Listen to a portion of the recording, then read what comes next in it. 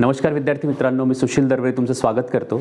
11 February 2023ला जो clerk टायपिस्टचा paper 2 आहे त्यामधील अंकगणित या विषयाचे विश्लेषण आपण बघणार आहोत, सॉल्युशन्स बघणार आहोत। पेपर सोपा होता आणि एसएससी मध्ये काही जो पॅटर्न येतो, एसएससी म्हणजे स्टाफ सिलेक्शन कमिशन सेंट्रल लेवलच्या ज्या एक्झामिनेशन्स होतात त्यातील काही 2 ते 3 प्रश्न सुद्धा तुम्हाला पाहायला मिळतील। तर चला सुरुवात करूया या सॉल्युशन्स विश्लेषणाला। तर जो पहिला प्रश्न होता तोच एसएससीच्या पॅटर्नचा होता। थोडा बरेच सारे कॅल्क्युलेशन दिसत आहेत। ज्या मुलांनी याआधी असे प्रश्न सॉल्व केले नसतील त्यांना नक्कीच भीती वाटलेली असेल, पण इथे आपण ऑब्झर्व करू शकतो की 0.654 आणि 0.596 या संख्या आलेल्या आहेत। मग याला ॲक्च्युअल कॅल्क्युलेशननी सॉल्व करायचं नसतं, तर या प्रश्नाला सॉल्व करताना आपण याला फॉर्म्युल्यांमध्ये सूत्रामध्ये कन्वर्ट करतो। ऑल्जेब्राचे जे फॉर्म्युलेज आहेत म्हणजे a+b चा पूर्ण वर्ग, a² - b² अशा प्रकारच्या फॉर्म्युल्यामध्ये यांना कन्वर्ट करून आपण हा प्रश्न सॉल्व करतो। तर इथे 2 संख्या आहेत, एका संख्येला आपण a मानूया, या संख्येला a, आणि दुसरी संख्या 0.596 या संख्येला आपण b गृहीत धरूया। मग हे जे हा जो पूर्ण प्रश्न आहे तो कशा प्रकारचा दिसेल, तर आपण बघू शकतो 0.654 गुणिला 0.654 म्हणजे a गुणिला a, म्हणजे पहिली संख्या होणार a चा वर्ग मध्ये वजाबाकीचं चिन्ह आहे, दुसरी संख्या होणार 0.596 गुणिला 0.596 म्हणजेच b चा वर्ग म्हणजे a² - b²। अशा प्रकारे आपण फॉर्म्युल्यांमध्ये कन्वर्ट करायचं आहे आणि इथे होणार a - b। आता तुम्हाला फॉर्म्युला पाठांतर हवा, a² - b² म्हणजेच काय, a + b a - b अशा प्रकारचा हा फॉर्म्युला असतो। म्हणजे याची किंमत ही असते आणि छेदामध्ये काय आहे a - b, तर a - b कॅन्सल होणार, म्हणजेच आपलं उत्तर काय आलं a + b। तर आता आपण इथे a आणि b च्या किमती ठेवू शकतो किंवा ह्या दोघांची आपण बेरीज करू शकतो। तर आपल्याला उत्तर किती मिळेल, 0, 5, 2, 1 म्हणजे 1.25 आपल्याला हे उत्तर मिळेल। प्रश्न खूप सोपा होता, 1 मिनिटाच्या आत तुम्ही सॉल्व करू शकले असते जर अशा प्रकारचे तुम्ही याआधी प्रश्न सॉल्व केले असतील तर। त्यामुळे पर्याय क्रमांक 2 हे या प्रश्नाचे योग्य उत्तर आहे। त्यानंतर पुढील प्रश्न आपण बघूया। पुढचा प्रश्न जो आहे तो आयतावर आधारित आहे, आयताचे क्षेत्रफळ, आणि खूप सोपा असा प्रश्न होता। इथे कॅल्क्युलेशन करण्याची सुद्धा तुम्हाला आवश्यकता नव्हती, ऑप्शन मधूनच याचं उत्तर मिळत होतं आपल्याला। आयताच्या लगतच्या भुजांचे लांबीचे गुणोत्तर 5/3 आहे, म्हणजे आयताची लांबी जी आहे ती 5 भाग आहे आणि रुंदी जी आहे ते 3 भाग आहे। याचा अर्थ असा होतो गुणोत्तर 5/3 आहे, याचाच अर्थ काय 5 आणि 3, 5 भाग आणि 3 भाग अशा प्रकारे याचा अर्थ होतो। व त्या आयताचे क्षेत्रफळ दिलेले आहे 29.4 चौरस सेंटीमीटर।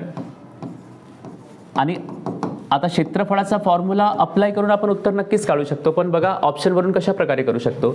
तर 5/3 लांबी व रुंदीचे गुणोत्तर आहे, म्हणजे लांबी ऑब्व्हियसली मोठीच असणार आहे। तर 2 असे ऑप्शन आहेत ज्यामध्ये लांबी जास्त आहे, कारण की लांबी जास्तच असायला पाहिजे। तर ह्या 2 पैकी एक उत्तर येऊ शकतं। आणि आता ज्यांची लांबी व रुंदी 5/3च्या गुणोत्तरात असेल तेच उत्तर आपण टिक करू शकतो, आपल्याला काही कॅल्क्युलेशन करण्याची आवश्यकता इथे नाही। तर जर आपण 7 आणि 4.2 यांचे जर गुणोत्तर घेतले तर कशा प्रकारे होईल बघा, डेसिमल नंतर एक अंक आहे तर इथे आपण एक 0 लावू शकतो आणि 14 ने कॅन्सलेशन करू शकतो, 14 त्रिक 42 आणि 14 पंचे 70। तर ह्या पर्यायामध्ये लांबी व रुंदीचे गुणोत्तर किती मिळत आहे, 5/3। म्हणून या प्रश्नाचे योग्य उत्तर काय आहे, पर्याय क्रमांक 1 ह्या प्रश्नाचे योग्य उत्तर असेल। पुढे काही कॅल्क्युलेशन करण्याची आपल्याला आवश्यकता नव्हती, ठीक आहे। तर अशा प्रकारे स्मार्ट वर्क करून आपण प्रश्नाचे उत्तरे व्यवस्थितरित्या कॅल्क्युलेट करू शकतो जर कॉन्सेप्ट व्यवस्थित आपल्याला माहिती असतील।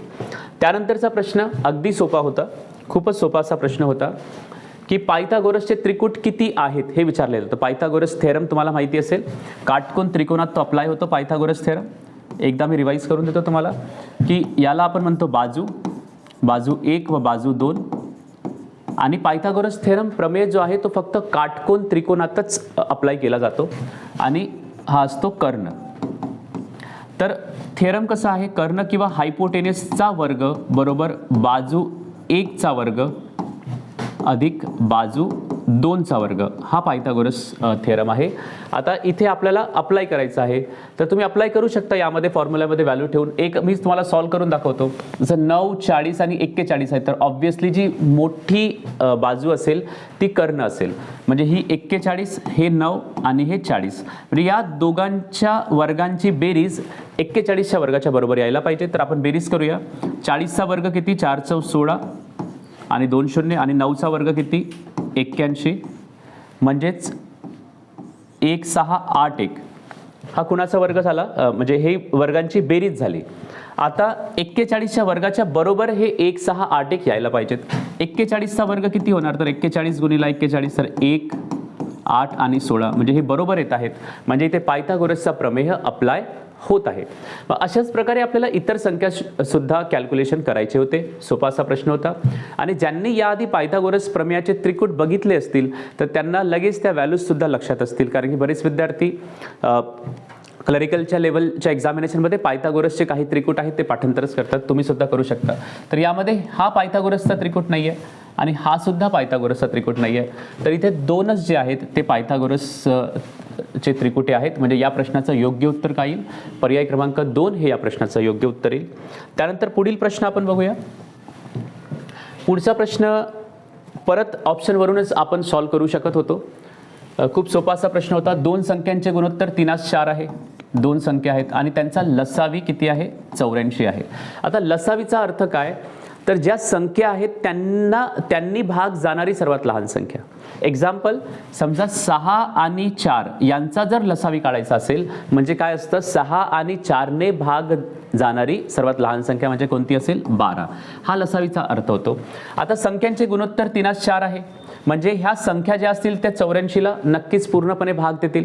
ऑप्शनवरून आपण बघू शकतो की ऑप्शनमध्ये आपल्याला संख्या काढायच्या आहेत, तर त्या संख्यांचे गुणोत्तर किती यायला पाहिजे? 3/4, आणि या संख्यांनी 84ला भाग सुद्धा गेला पाहिजे. तर 18 आणि 24 यांचे गुणोत्तर 3/4 तर आहेच, कारण की साइन त्रिक 18 आणि 6 चौक 24, पण 18ने 84ला भाग जात नाही, म्हणजे पहिला पर्याय कॅन्सल होणार. दुसरा पर्याय तुम्ही चेक करू शकता की यांचे गुणोत्तर 21 आणि 28, 7 त्रिक 21 आणि 7 चौक 28 गुणोत्तर 3/4 आहे, आणि 21ने सुद्धा 84ला भाग जातो, 28ने सुद्धा 84ला भाग जातो. पुढचेही ऑप्शन जर चेक करायचे असेल तर तुम्ही करू शकता. 24ने 84ला भाग जात नाही आणि 30ने सुद्धा 84ला भाग जात नाही. जर तुम्ही फक्त भागाकाराचा सुद्धा उपयोग केला असता, तुम्हाला लसावीचा सिंपलचा कॉन्सेप्ट सुद्धा माहिती असेल की दिलेल्या संख्यांनी लसावीला भाग जातो, त्याच्या आधारावर सुद्धा पर्याय क्रमांक 2 हे उत्तर तुम्हाला टिक करता आले असते. तर असा हा प्रश्न होता. पुढील प्रश्न बघूया आपण. पुढचा प्रश्न त्रिकोणावर आहे. क्षेत्रफळाचा हा प्रश्न आहे. परत एक प्रश्न क्षेत्रफळावर आलेला आहे. परत याच पेपरमध्ये परिमितीवर सुद्धा आयताचा प्रश्न आलेला आहे. म्हणजे 4 प्रश्न जे आहेत ते आपल्याला भूमितीमधून मिळत आहेत, क्षेत्रफळावरून मिळत आहेत. एका त्रिकोणाच्या बाजू 13 सेंटीमीटर, 14 सेंटीमीटर आणि 15 सेंटीमीटर आहेत, तर त्या त्रिकोणाचे क्षेत्रफळ काढा. आता बऱ्याच विद्यार्थ्यांना त्रिकोणाचे क्षेत्रफळाचा फॉर्म्युला कोणता पाठांतर असतो? 1/2 गुणिला उंची गुणिला पाया किंवा आधार ज्याला आपण म्हणतो. पण इथे उंची देण्यातच आलेली नाहीये, 3 बाजू देण्यात आलेल्या आहेत. मग 3 बाजू ज्यावेळी दिलेल्या असतील आणि त्रिकोणाचे क्षेत्रफळ काढायचे असेल तर एक फॉर्म्युला तुम्ही लक्षात ठेवायचा आहे. सर्वप्रथम आपल्याला अर्ध परिमिती काढावी लागते. ज्यावेळी उंची दिली जात नाही त्यावेळी प्रश्न सॉल्व्ह करताना आपण काय करतो? अर्ध परिमिती काढतो, ज्याला सेमी पेरिमीटर म्हणतात. परिमिती कशी काढतो आपण?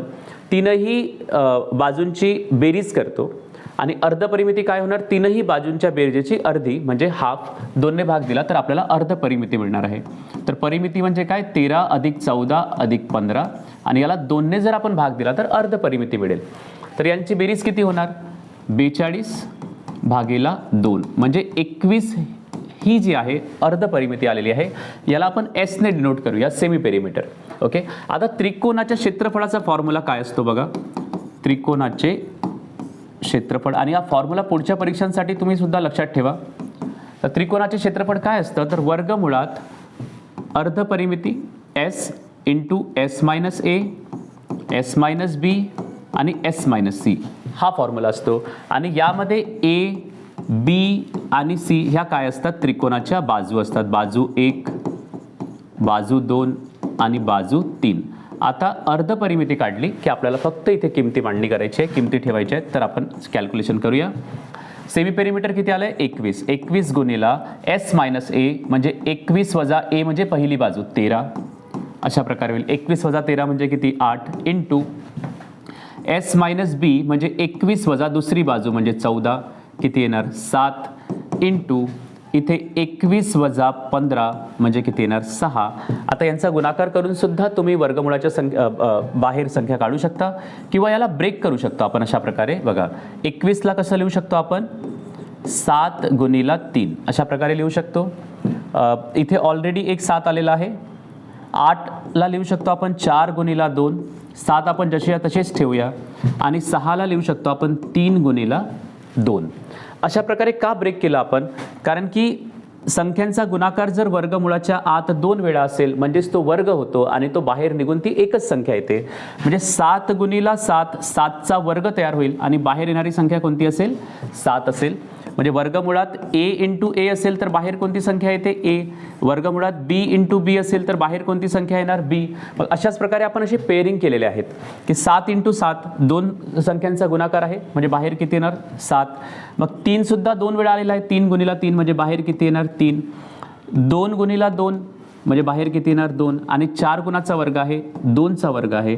तर हे आपल्याला उत्तर मिळणार आहे. म्हणजे किती उत्तर येईल बघा 2 गुणिला 2 4, 4 त्रिक 12 आणि 12 साती 84. म्हणजे या प्रश्नाचं योग्य उत्तर जे आहे ते पर्याय क्रमांक 2 आहे. अशा प्रकारचे प्रश्न तुम्हाला सध्या तरी लेंथी वाटत असतील, पण एकदा जर तुम्ही व्यवस्थितरित्या प्रॅक्टिस केली तर फक्त फॉर्म्युला आपल्याला पाठांतर करायचा आहे आणि थोडी प्रॅक्टिस करायची तर अशा प्रकारचे प्रश्न सॉल्व्ह होऊ शकतील पुढे सुद्धा. चला पुढचा प्रश्न आपण बघूया. नेक्स्ट क्वेश्चन जो आहे पुन्हा समभुज चौकोनाचे क्षेत्रफळ ज्याला आपण रॉम्बस म्हणतो. समभुज चौकोन म्हणजे काय, ज्याच्या चारही बाजू कशा असतात समान असतात अशा प्रकारे एक स्ट्रक्चर असतं आणि हा असतो कर्ण 1, हा पहिला कर्ण आणि याला म्हणतो आपण कर्ण 2. तर समभुज क्षेत्रफळाचा जो फॉर्म्युला आहे तो कसा आहे, समभुज चौकोनाचे क्षेत्रफळ. तर याचा फॉर्म्युला असतो 1/2 गुणिला कर्ण 1 गुणिला कर्ण 2. इतका सोपा असा फॉर्म्युला असतो. फक्त फॉर्म्युला तुम्हाला अप्लाय करायचा होता. आता बघा समभुज चौकोनाचे क्षेत्रफळ किती दिलेले आहे 990. तर इथे आपण मांडणी करूया 990 बरोबर 1/2 गुणिला कर्ण 1. कर्ण 1 ची लांबी किती आहे, एका कर्णाची लांबी दिलेली आहे 36 आणि कर्ण 2 काढायचा आहे त्याला आपण x गृहीत धरूया. मग आता साईड शिफ्ट करू शकतो.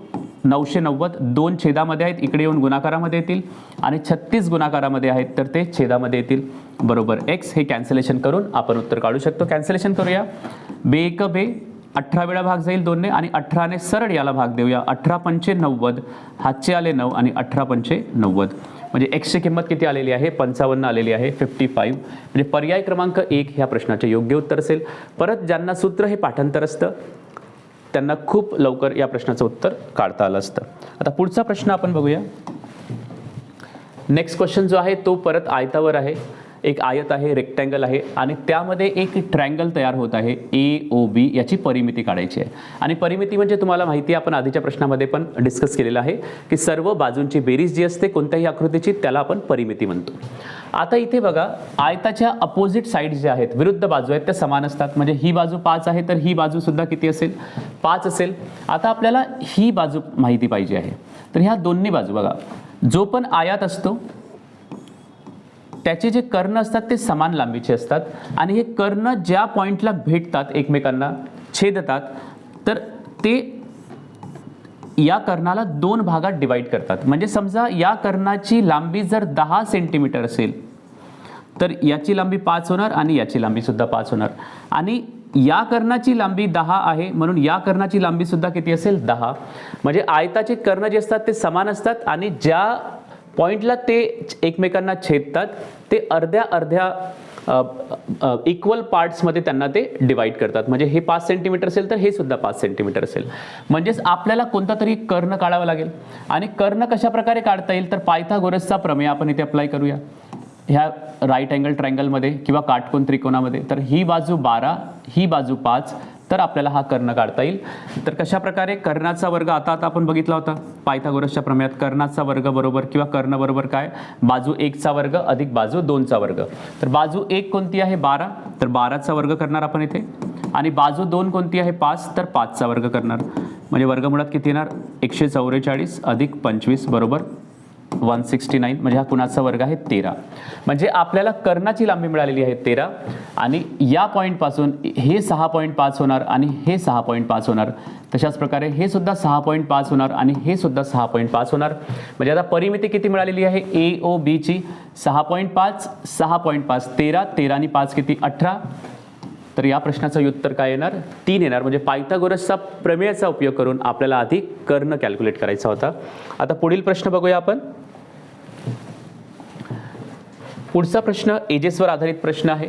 एक माणूस त्याच्या मुलाच्या वयाच्या तिप्पट वयाचा आहे, हे 3 पट वय आहे. 12 वर्षापूर्वी तो आपल्या मुलाच्या वयाच्या 4 पट होता, तर मुलाचे आजचे वय किती किंवा मुलगा आता किती वर्षाचा आहे, अशा प्रकारचा प्रश्न आहे. ऑप्शनमधून सुद्धा तुम्ही सॉल्व्ह करू शकता किंवा मेथडने सुद्धा सॉल्व्ह करू शकता.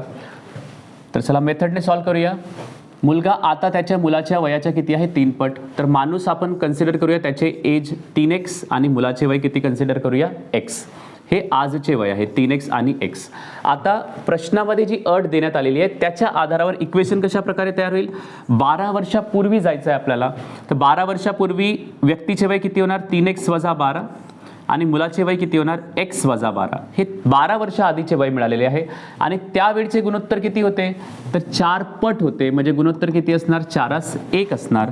तर म्हणजे 4:1 अशा प्रकारे आपण लिहूया. ओके, सुरुवातीचे गुणोत्तर किती होते 3:1 म्हणून आपण याची किंमत 3x आणि याचे वय x गृहीत धरले. मग हे सॉल्व्ह करून आपल्याला x ची किंमत मिळेल.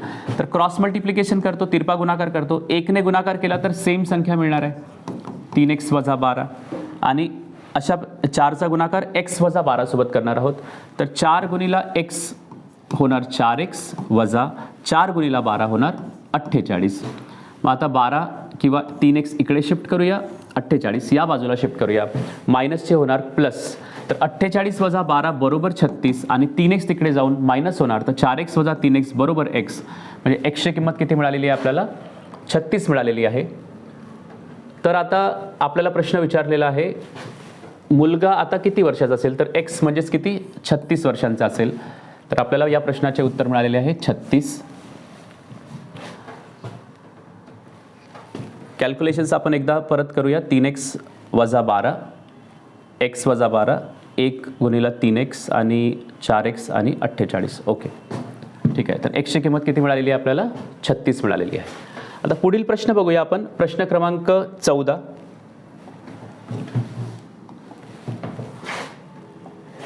प्रश्न क्रमांक 14 आहे सरासरीचा 5 संख्यांची सरासरी 25 आहे. जर त्यांच्यातील 4 संख्या 30 29 25 आणि 20 असतील तर त्यांच्यातील 3 मोठ्या संख्यांची सरासरी किती. बघा एकूण 5 संख्या आहेत, 5 संख्यांची सरासरी 25 आहे. आता 5 संख्यांची सरासरी 25 आहे आणि 4 संख्या दिलेल्या आहेत. तर आपण सरासरीचे सूत्र उपयोगात आणून 5वी संख्या नक्की काढू शकतो आणि 5वी संख्या मिळाली तर त्यांच्यापैकी 3 ज्या मोठ्या संख्या असतील त्या संख्या घेऊन आपण पुढील कॅल्क्युलेशन करू शकतो. कारण की 3 मोठ्या संख्यांची सरासरी आपल्याला काढायला सांगितलेली आहे. पण इथे सिंपल तुम्हाला 5वी संख्या काढण्याची काही आवश्यकता नाही.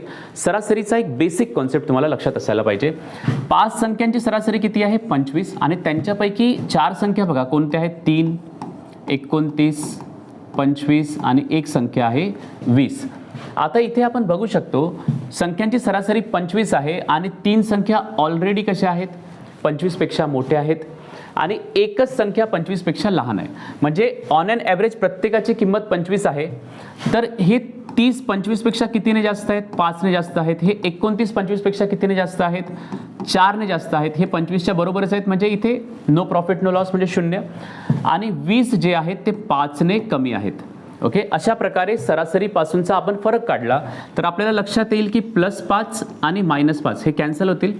म्हणजेच पुढील संख्या जी आहे ती 25 पेक्षा 4 ने मोठी असेल आहे.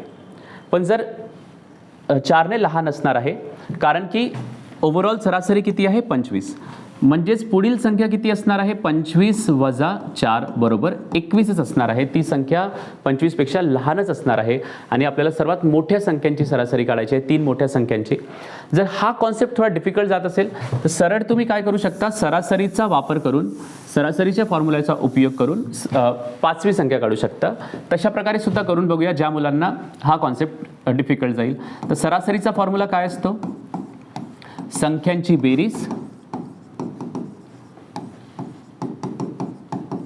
भागीला एकूण संख्या. आता एकूण संख्या किती आहेत, 5. आता सरासरी आहे 25. मग संख्यांची बेरीज करूया, 30 अधिक 29 अधिक 25 अधिक 20 अधिक 5वी संख्या गृहीत धरूया x आणि भागीला किती, 5. आता हे 5 छेदामध्ये आहेत, इकडे येऊन गुणाकारामध्ये येतील, तर हे होणार 125 आणि यांची बेरीज करू आपण. 0 अधिक 9 9 9 आणि 5 14 14 आणि 0 14 14चे 4 हातचा 1 3 आणि 1 4 आणि 2 6 7 8 9 10 104 आणि 104 दुसरीकडे शिफ्ट होतील तर मायनस होतील, म्हणजे xची किंमत किती मिळणार आहे, 20. आता आपल्याला 5वी संख्या परत 30 मिळालेली आहे, 21.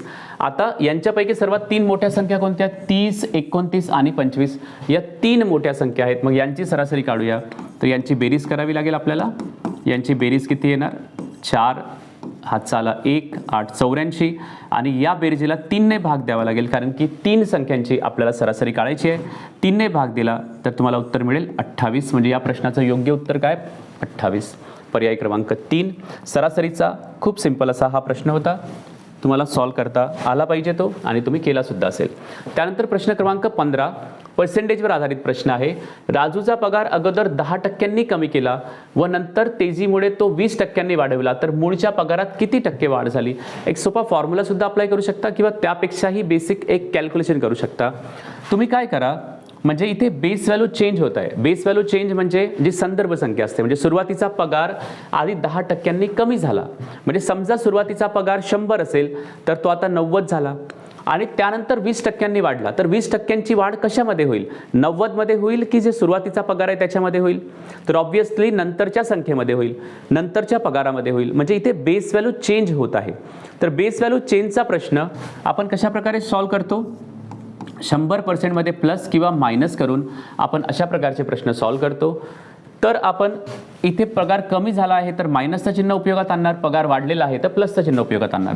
मग आपण मूळचा पगार किती गृहीत धरूया, 100.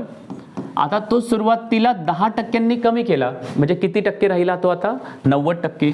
म्हणजे आपण 100 मधून 10 वजा केले म्हणजेच किती, 90% असा मिळालेला आहे. आता हा जो पगार आहे तो होणार 100% पुढच्या कॅल्क्युलेशनसाठी. तर पुढे हा पगार कितीने वाढलेला आहे, 20% वाढलेला आहे. म्हणजे 100 मध्ये 20 प्लस करायचे म्हणजे किती टक्के काढायचे, 120%. अशा प्रकारे तुम्ही कॅल्क्युलेशन्स करू शकता. बेस व्हॅल्यू चेंजचा हा प्रश्न आहे, त्यामुळे आपल्याला असे कॅल्क्युलेशन्स करावे लागतील. 10% कमी झाला म्हणजे 90% राहिला, 20% वाढला म्हणजे 120% झालेला आहे. म्हणजे 100% मध्ये प्लस किंवा मायनस करून आपण हे प्रश्न सॉल्व्ह करू शकतो. आता कॅन्सलेशन करूया. 2 शून्य 100 ने 100 कॅन्सल, 2 शून्यांनी 2 शून्य कॅन्सल. म्हणजे आताचा पगार किती आला, 12 गुणिला 9 म्हणजे 108. सुरुवातीचा पगार किती होता, 100 आणि तो आता 108 झालेला आहे. म्हणजे 8% इथे वाढ झालेली आहे. सरळ सरळ दोघांचा फरक काढला तर तुम्हाला उत्तर मिळेल. इतका सोपा असा हा प्रश्न आहे. म्हणजे पर्याय क्रमांक 3 हे या प्रश्नाचे उत्तर आहे. पुढचा प्रश्न आपण बघूया. पुढील प्रश्न, 5 7 20 यांनी विभाज्य असलेला सर्वात लहान पूर्णांक कोणता, म्हणजे यांनी भाग जाणारा सर्वात लहान संख्या कोणती, हेच आपल्याला काढायचं होतं पर्यायामधून. तर पर्यायामधूनच चेक करूया आपण. सर्वात लहान संख्या कोणती आहे, 35. मग 35ला भाग देऊन बघूया. या संख्यांनी 5 ने भाग जातो, 7 ने भाग जातो, पण 20 ने भाग जात नाही. म्हणजे हा पर्याय आपले उत्तर नसणार आहे. मग यानंतरची सर्वात लहान संख्या बघायची. यानंतरची सर्वात लहान संख्या कोणती किंवा पूर्णांक कोणता, 140. मग त्याला 5 ने भाग जातो का, 7 ने भाग जातो का, 20 ने भाग जातो का, हे आपल्याला चेक करावं लागेल. तर 140ला या तीनही संख्यांनी भाग जातो, म्हणून दिलेल्या पर्यायापैकी हाच सर्वात लहान अपूर्णांक आहे. म्हणून पर्याय क्रमांक 4 हे या प्रश्नाचे योग्य उत्तर असणार आहे. आता पुढील प्रश्न, पुढील प्रश्न आहे टाइम अँड वर्कचा.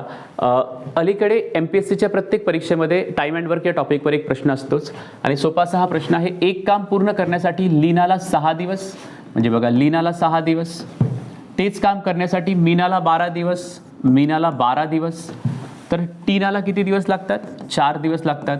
तिघींनी मिळून काम केल्यास ते काम किती दिवसात पूर्ण होईल. तर लसावीच्या मेथडने आपण सॉल्व्ह करतो. म्हणजे यांचा लसावी जो असतो यांचा लसावी घ्यायचा. लसावी किती येणार 12. तर 12 एकक. लसावी म्हणजे काय, तर या पद्धतीमध्ये लसावी मेथडमध्ये लसावी जे असतं ते एकूण कार्य असतं. लसावी काय असते, एकूण कार्य असते. म्हणजे यांचा जो लसावी मिळणार आहे त्याला आपण एकूण कार्य गृहीत धरले. एकूण कार्य किती 12. मग एकूण कार्य मिळाल्यानंतर आपण काय करतो, वन डे वर्क काढतो. एका दिवसाचे काम किती, कोण एका दिवसात किती काम करू शकतो. तर लीना 6 दिवसात 12 एकक काम करते, तर एका दिवसात किती युनिट कार्य करेल, 2 युनिट. मीना 12 दिवसात 12 एकक कार्य करते, तर एका दिवसात किती युनिट काम करेल, 1 युनिट. टीना 4 दिवसात 12 युनिट काम करते, म्हणजे एका दिवसात किती युनिट काम करेल, 3 युनिट काम करेल. का आपण वन डे वर्क काढतो, कारण की टाइम अँड वर्कमध्ये एकूण वेळेचा फॉर्म्युला काय असतो, टाइम अँड वर्कमध्ये जो एकूण वेळ काढायचा असतो की व्यक्तींनी मिळून किती वेळात काम केलेलं आहे, तर एकूण वेळ बरोबर असतो एकूण कार्य भागीला वन डे वर्क, एका दिवसाचे कार्य, हा फॉर्म्युला असतो. त्यामुळे लसावी एकूण कार्य कशा प्रकारे मिळतं आपल्याला, लसावीच्या आधारावर. आणि लसावी जर आपण काढली तर आपण एका दिवसांचे प्रत्येकाचे कार्य काढू शकतो.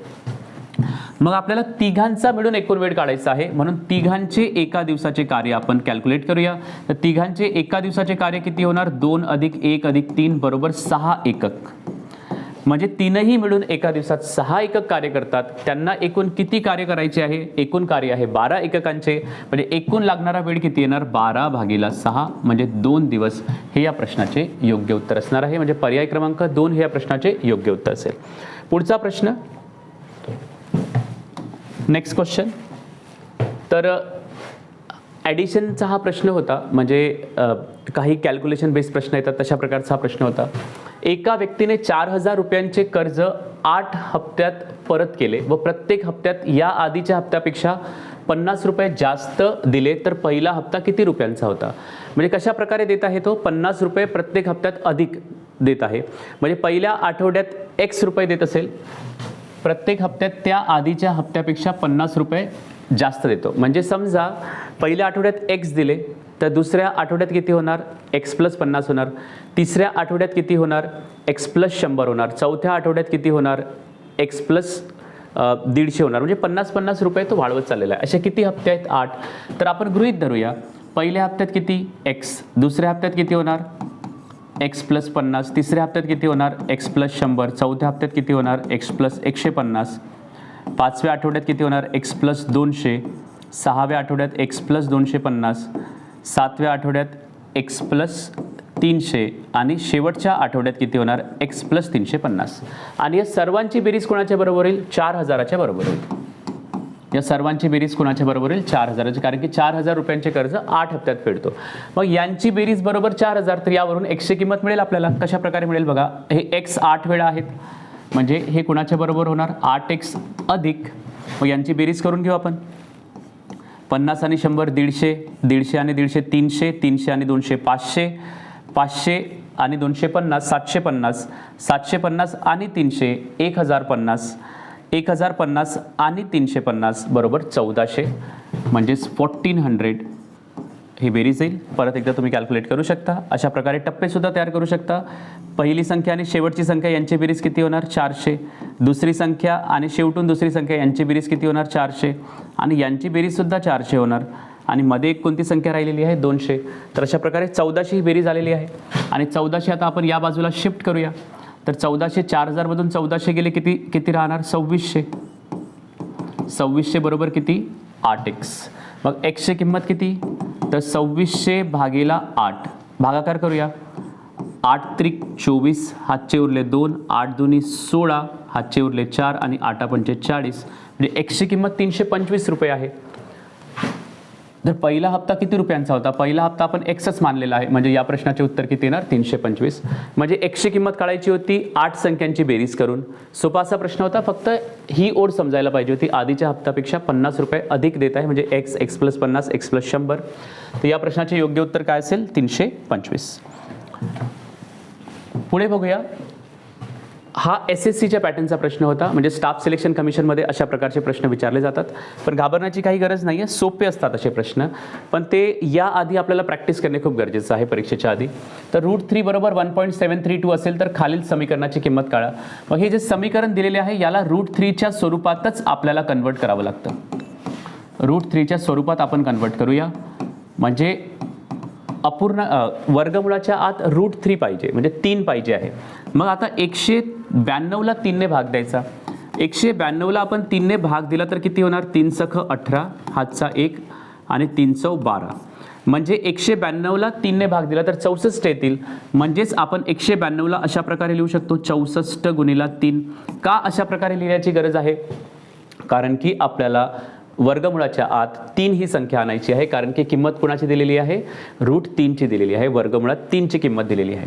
मग तशाच प्रकारे बघा 1/2 48ला सुद्धा 3च्या गुणाकाराच्या स्वरूपात कसं लिहू शकतो आपण? 16 गुणिला 3. आणि 75ला सुद्धा कसं लिहू शकतो? 25 गुणिला 3. अशा प्रकारे आपण ही मांडणी करू शकतो. मग 64च्या बाहेर वर्गमुळात 64 असतील तर बाहेर किती येतात? 8 √3 वजा 1/2 गुणिला 16च्या बाहेर कोणती संख्या येईल? 4 √3 वजा 25च्या बाहेर कोणती संख्या येईल? 5 √3. आता बघा प्रत्येक √3 मध्ये आलेला आहे. तर आपण काय करू शकतो? यांची बेरीज करू शकतो. 2ने कॅन्सल केल्यावर 2 येणार आणि इथे 5, म्हणजे हे किती होणार? 8 √3 सर्वांमध्ये कॉमन आहे. 8 वजा 2 6, 6 वजा 5 बरोबर 1 आणि 1 लिहिला जात नाही. 1 √3 लिहिण्यापेक्षा आपण फक्त √3 लिहितो. म्हणजे आपल्याला √3च मिळालेला आहे आणि √3ची किंमत डायरेक्ट देण्यात आलेली आहे आपल्याला 1.732. म्हणजेच या प्रश्नाचे योग्य उत्तर काय असेल? पर्याय क्रमांक 3. यामध्ये फक्त तुम्हाला हे कन्व्हर्शन करता आले पाहिजे. ज्याची किंमत दिलेली आहे त्यामध्ये त्या संख्येला लिहिता आलं पाहिजे. यानंतरचा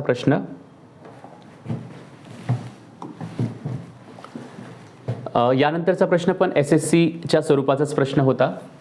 3x³ वजा 8x² प्लस x प्लस 7 या बहुपदीला x वजा 2 या बहुपदीने संश्लेषक पद्धतीने भागा. आता पद्धत तुम्ही कोणतीही यूज करू शकता.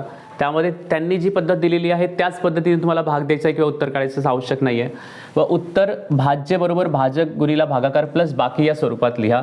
म्हणजेच बघा ही जी संख्या आहे ती 2 संख्यांच्या गुणाकार आणि त्यामध्ये जे पण बाकी असेल ते मिळवल्यावर ही संख्या मिळायला पाहिजे. जर तुम्ही भागाकार तुम्हाला जमत असेल तर तुम्ही करू शकता. अदरवाईज ऑप्शनच्या सहाय्याने पण हा प्रश्न तुम्ही सॉल्व्ह करू शकता थोडी लॉजिक अप्लाय करून. आता बघा कोणत्याही बहुपदीला जर आपण अशा संख्यांनी भाग देतो x-2 किंवा x-4 तर बाकी किती असेल ते आपण डायरेक्ट काढू शकतो. रिमाइंडर थेरम ज्याला आपण म्हणतो. रिमाइंडर थेरममध्ये काय होतं? आपल्याला भाग कशाने द्यायचा आहे? x वजा 2ने.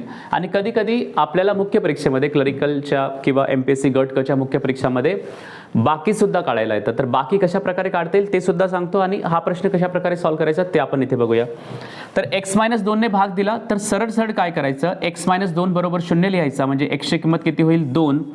तर x ची किंमत बरोबर 2 ठेवायची आणि या बहुपदीमध्ये x ची किंमत 2 ठेवल्यानंतर जी पण संख्या मिळणार आहे ती बाकी असणार आहे. ओके, याला रिमाइंडर थेरम म्हणतो आपण. x वजा 2ने भाग दिला तर आपण काय करतो? x वजा 2 बरोबर 0 लिहायचे. मग त्यावरून x ची किंमत काढायची. x बरोबर किती मिळाले? 2. ह्या बहुपदीमध्ये x ची किंमत 2 ठेवली तर आपल्याला बाकी मिळते की भागाकार केल्यानंतर किती बाकी मिळणार आहेत. जर x वजा 3ने भाग द्यायचा असता तर x वजा 3 बरोबर 0 गृहीत धरले असते आपण.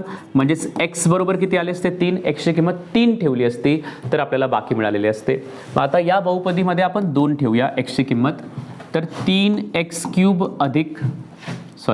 वजा 8x² प्लस x प्लस 7.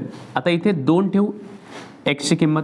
तर 3 गुणिला x ची किंमत 2 ठेवली. 2चा घन म्हणजे किती होणार? 8 वजा 8 इंटू 2चा वर्ग येणार 4 अधिक 2 अधिक 7. आता हे प्रश्न सॉल्व्ह करूया आपण. 24 8 त्रिक 24 8 चौ 32 7 आणि 2 किती? 9. आता यांची बेरीज किंवा वजाबाकी करूया. 24 आणि 9 होतात 33. 33 वजा 32 बरोबर 1. म्हणजेच बाकी किती असणार आहे? 1. म्हणजेच हा दुसरा क्रमांकाचा पर्याय कॅन्सल झाला कारण की प्रत्येकामध्ये बाकी किती आहे? 1 आहे. आता बहुपदीच्या ह्या जे पद आहेत त्यांच्यावर तुम्ही फोकस करा. पहिले पद कोणते आहे? 3x³. दुसरे पद कोणते आहे? -8x². हे पद कशा प्रकारे मिळतील आहे गुणाकार करून ते आपल्याला थोडा विचार करायचा आहे. तर आपण विचार करूया. पहिल्यामध्ये x वजा 2ने या बहुपदीला जर आपण गुणाकार केला तर x ने गुणाकार केला 3x वर्गाला तर x गुणिला 3x² बरोबर आपल्याला 3x³ ही संख्या मिळेल. ओके, तर 3x³ तर मिळेल. आता x² या टर्मचा विचार करूया. तर इथे आपण बघू शकतो की 2 गुणिला 3x² होईल. -2 गुणिला 3x वर्ग म्हणजे किती होणार -6x वर्ग आणि 2x गुणिला x ही सुद्धा टर्म येणार आहे. तर 2x गुणिला x बरोबर किती होणार 2x वर्ग. पण हे सुद्धा प्लस आहेत, हे सुद्धा प्लस आहेत, म्हणजे आपल्याला मिळणार आहे इथे 2x वर्ग. आपण फक्त वर्गांच्या टर्मवर फोकस करतोय, त्यामुळे 3x² वजा 2 आणि 2x गुणिला 2 यामुळे आपल्याला ह्या दोन संख्या मिळालेल्या आहेत. पण यांची बेरीज वजा 8x वर्ग येणार नाही, -6 + 2 बरोबर येणार -4. म्हणजे ही संख्या सुद्धा आपल्याला कशामध्ये पाहिजे आहे मायनसमध्ये पाहिजे आहे. ओके, म्हणजे इथे प्लसच्या ऐवजी जर मायनसचा चिन्ह असता तर आपले उत्तर बरोबर असते. आणि असे एकच पर्यायामध्ये आहे, कारण की पर्याय क्रमांक 2 तर आपण कॅन्सल केलेला आहे. मग 3x वर्ग वजा 2x हे फक्त आपल्याला चौथ्या पर्यायामध्ये दिसत आहे. तर तुम्ही इथे परत एकदा मी तुम्हाला हे एक्सप्लेन करू शकतो. पर्याय क्रमांक 4 मध्ये आपण कशा प्रकारे करणार आहोत, आधी आपण काय केलं बाकी काढलेली आहे आणि त्यानंतर या संख्येचा गुणाकार होणार आहे, म्हणजे 3x घन ही टर्म आपल्याला मिळालेली आहे. त्यानंतर या संख्येचा गुणाकार 2 सोबत करा, काय होणार -6x वर्ग आणि -2x गुणाकार x सोबत होणार आहे, म्हणजे -2x वर्ग म्हणजेच -8x वर्ग ही टर्म मिळालेली आहे. आणि ही टर्म आपल्याला फक्त पर्याय क्रमांक 4 मध्ये मिळत आहे, त्यामुळे पुढे काही कॅल्क्युलेशन करण्याची आवश्यकता नाही. तर अशा प्रकारे पर्याय क्रमांक 4 हा आपण टिक करू शकतो. इथे ज्यांना ह्या मेथडनी जर डिफिकल्टी जात असेल तर त्यांनी काय करायचं आहे, सरळ या दोघांचा गुणाकार करून बघायचा आहे. बाकी तर आपल्याला मिळालेलं आहे, बाकी मिळालेलं तर या दोघांचा गुणाकार किती यायला पाहिजे, ह्या 7 पेक्षा 1 कमी, म्हणजे हा इतका गुणाकार आला पाहिजे आणि त्याच्यामध्ये 1 प्लस करून आपल्याला परत हीच संख्या मिळायला पाहिजे. या पद्धतीने तुम्ही सुद्धा करू शकता, म्हणजे पर्यायामध्ये गुणाकार करून सुद्धा करू शकता. पण ते लेंथी होऊ शकतं, कारण की चौथ्या क्रमांकावर उत्तर होतं, त्यामुळे 3 गुणाकार तुम्हाला करावे लागले असते. तर आय होप की तुम्हाला हे प्रश्न समजले असतील आणि पुढे सुद्धा ज्या MPSCच्या मॅथ्सच्या आणि रिझनिंगच्या बुद्धिमत्तेच्या जे पण प्रश्न असतील त्याचे विश्लेषणसुद्धा आपण घेऊन येऊ. Thank you very much.